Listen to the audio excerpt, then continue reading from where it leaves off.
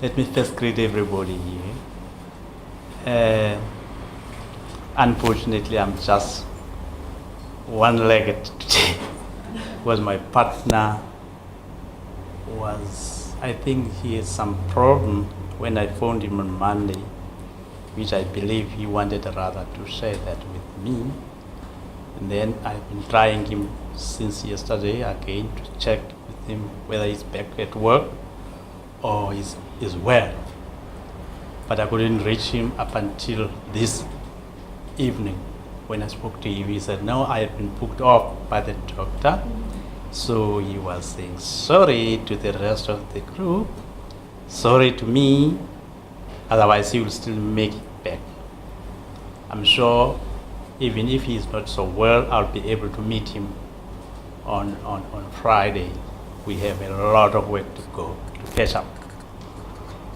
Talking about myself now is it's a little bit not so long story per se, because I regard myself, I bumped to education cycle as if it was an accident.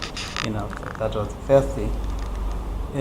When I came around Cape Town, I was looking for another job, and then suddenly there were these people around who were helping children who didn't have school to go to, or children of parents who were at work every evening. And these people were very much happy about what they were doing.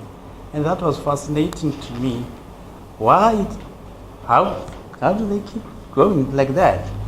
Up until one day I joined them in the hall to see what were they doing actually. It was like a play kind of something, drama, dances, and a lot of things like that. They happened to be at the back of our lodging. The lodging being the informal dwelling. So we were at crossroads by then in those years. By the end of the year, some members left for other schools, and some went back to school, to the university to be exact. And then that is how the gap for people like myself was opened. And I think there were 11 of us who joined the group. We were taken through by various NGOs and various organizations who were visiting the country just before the 80s, during the 80s, mid-80s. There were a lot of people who were sympathetic to the situation that was happening at Crossroads by then. So that's how I got so hooked now into the education per se. And in 1989, the school was more formalized. There was more like formal structures were built, and there was like more formal structure of a curriculum, and I was by then led by a principal who after 3 years, in 2 years' time, she left us. She left us. And now we have to sit and think, who's going to leave us now? Who's going to lead us now? And then there was a lot of discussion, and then many people's eyes pointed towards me. And I was like, am I going to do it? Because I was afraid these women around here are very difficult. They complain a lot. Am I going to win these women? Then there was one guy who was so open and so assuring to me that, man, you are the one. You should lead us. So I took the reign at the end of 1992. It was 1993, and on. I continued with that journey with the school. The school then was registered as a private school, and we struggled, like Daniel was saying, to get through to the officials of the department to turn the school around, to convert it, because we couldn't see any sense of having a private school within the area, because it's very, very poor. And the people there, most of them are not so educated, so there wouldn't be much value to be registered as a private school. Then it started from 1997, 98, 2000, promises. We fought and fought. Again, we kept so exhausted, probably by accident. We started to calm down and started to think now, how do we approach this big animal, which is the WCED? So we have to try different tricks. Now we have to be more friendlier to the people now. Try to recognize their responsibilities and positions. And then in 2004, then we got a letter that was saying the school has been converted from being a private school into a public school. And again, I was given the responsibility to lead the school. I was hoping by that time that the department would be coming in handy to assist us through the systems. But we were left onto our own. And we were not even told that you, Mr. Mlindazwe, if they would have to say that you are going to be the principal of the school. I was thinking maybe I have to apply, because now we were private, now we are in a public space. I think it took about 6 months before I could know that I'm appointed as a principal in the school. Mm-hmm. Now I'm still doing the job. Beautiful. Not easy. Beautiful. Yeah. So the school is in the middle of, a bustling, very busy area, activities all the time, but also a fairly impoverished area. And the one thing, Albert, that struck me was the fact that you managed to keep break-ins to a bare minimum. How did you do that? Yeah, the school is actually the embodiment of the whole community itself. That is I would say that's the aosis within that area. People use it. People dreamt a lot about it, because before it was like scattered, little bit not so formal buildings. But suddenly in 2009, they started to come and build that big school there, and then people embraced it. It was like their lives were changing with the school as it was changing. I looked into it and said, this is an opportunity now to get into the community. So the community must use the school optimally. The school must avail itself to the community as much as possible. I think it became very natural for me, because I like to serve people, to allow the school to be used as such. You can come in during the weekends, you can come in at night, you can come in during the day. The school is just used by the people. And there are people who are volunteering their services to work at the school during the evenings, during the weekends, and they do that for nothing, for free. Yet they are poor. Yet they are poor. They do it. There are people who are all the time planting, looking into the school vegetable gardens. They do that for free. They don't expect to get anything. There are kids who have been into the school themselves who still come back into the school. Now, one of the things I think they like so much is the computer lab. We open that lab for them to use. And the guy who looks after it, we don't pay the guy. He's a youngster who was part of us before. He's looking into the computer lab. He will stay there up until 9 to 10 at night.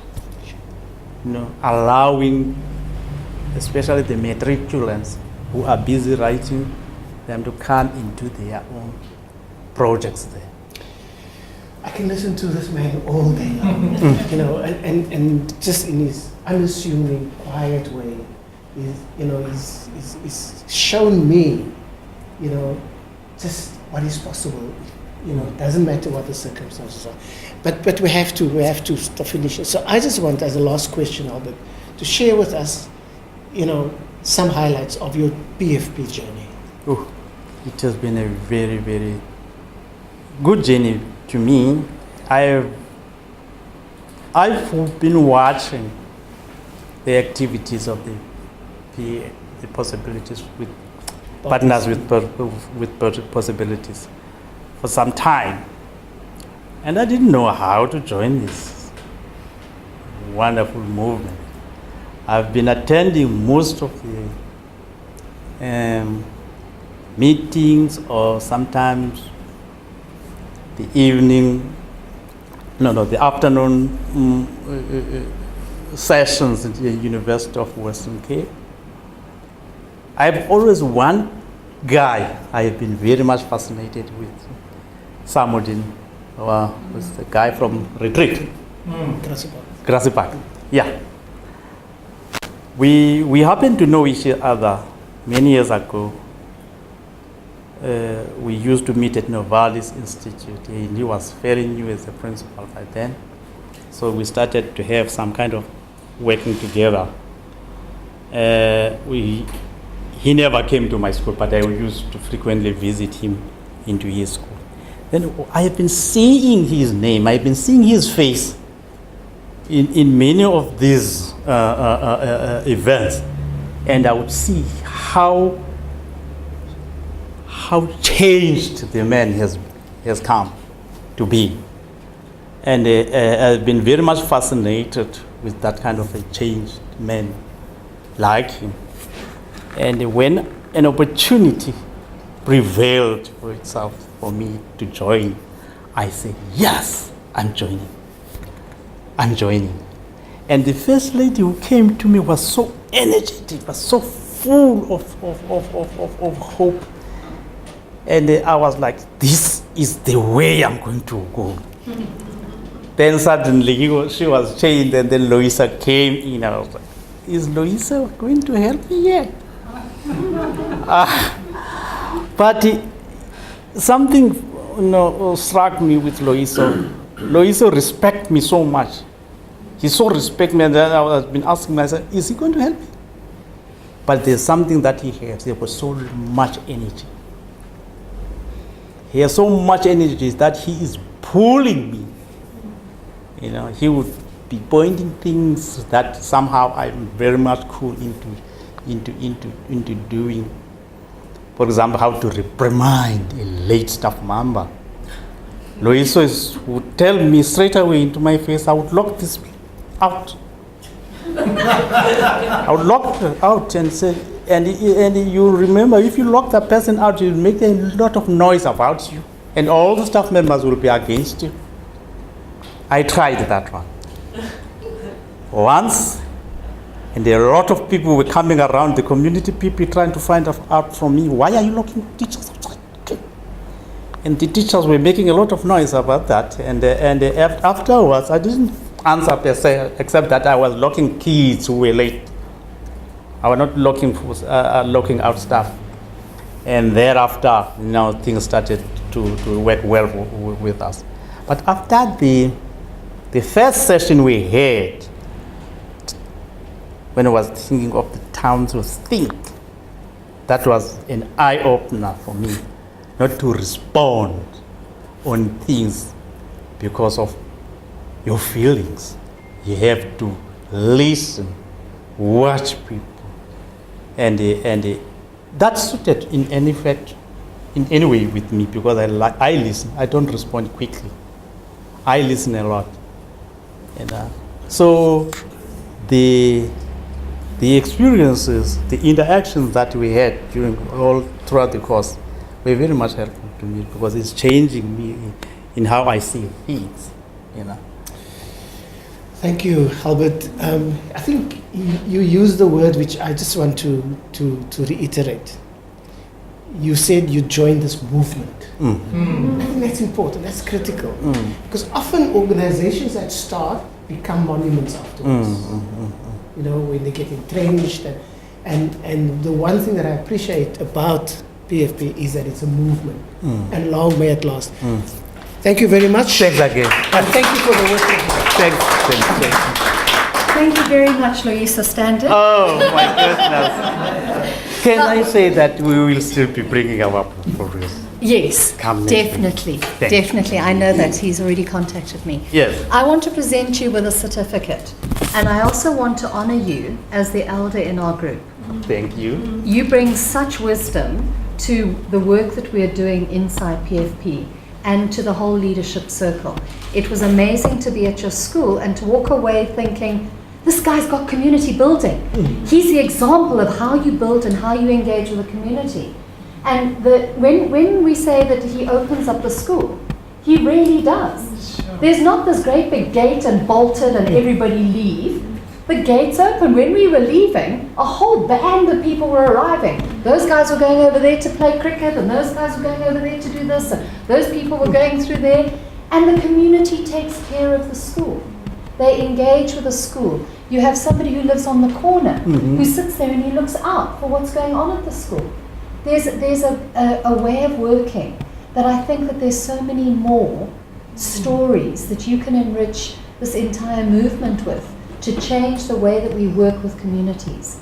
And I think you are way ahead of that in the way that you engage and with the way that you honor your community.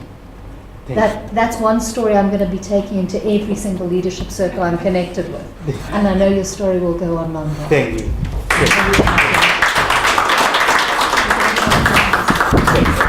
Thank you.